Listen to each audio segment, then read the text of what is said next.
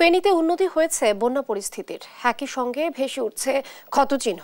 এই নিয়ে বিস্তারিত জানাচ্ছেন দর্শক সহকর্মী তোফায়েল আহমেদ নিলয়। ধন্যবাদ। আসলে আপনি জানেন যে ফেনী জেলার বন্যার যে ক্ষয়ক্ষতি সেটি ইতিমধ্যে পানি নামার সাথে সাথে দৃশ্যমান হয়েছে। এখানকার মানুষের সবচেয়ে বেশি ক্ষতিগ্রস্ত হয়েছে এই পুরো জেলার মানুষই। তাদের বাড়িঘর, কেউ হারিয়েছে বাড়িঘর, কেউ হারিয়েছে তার গৃহপালিত পশু, কেউ হারিয়েছে কৃষিকাজে যে সকল ফসল ছিল সেগুলো সব কিছু হারিয়ে এখন সর্বত্র হারিয়ে মানুষ এখন নিঃস্ব হয়ে জীবনযাপন করছেন। আমি এই মুহূর্তে রয়েছি ফেনী সদরের সুলতানপুর এলাকায়।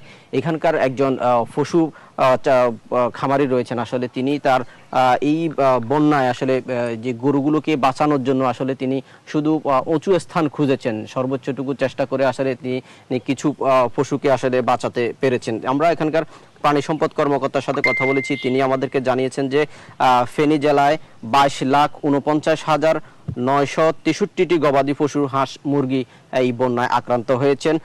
এদের মধ্যে 1,500 খামারে কিন্তু ব্যাপকভাবে লোকসানে পড়েছেন। এছাড়া আমরা দেখেছি যে বন্যার কবলে পড়ে পুরো জেলায় আসলে এইসব গৃহপালিত পশুর যে খাবার রয়েছে সেটি কিন্তু ইতিমধ্যে সংকটে রয়েছে। অনেকেই আসলে যারা পাখিগুলোকে আসলে বাঁচাতে পেরেছে আসলে তারা এখন খাদ্য সংকটে ভুগছে। আমরা এখানকার একজন খামারি রয়েছে, আমরা তার সাথে কথা বলতে চাইবো। আসলে আপনার এই বন্যায় কেমন ক্ষতি হয়েছে, আসলে আপনি এই গরুগুলোকে কিভাবে বাঁচিয়েছেন? আমি হইলে বাইগর সাইডে গেছি, গরুটা ইস্তিফা দিই। এরপরে আমি 3 জন লোক আনি গরুটা কোনো রকম বাঁচাইছি। এখন আমার গরু খানা নাই, দানা নাই, আমার নিজের খাই খোরাকি নাই, আমি বহুত কষ্টে আছি।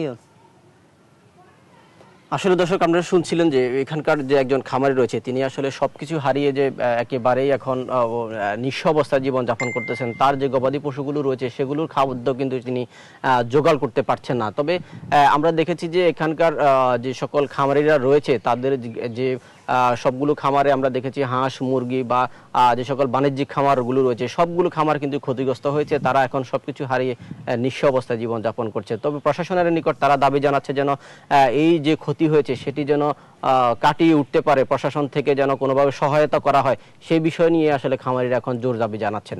এই ছিল আমার কাছে ফেনী থেকে বন্যার সর্বশেষ ক্ষয়ক্ষতির তথ্য।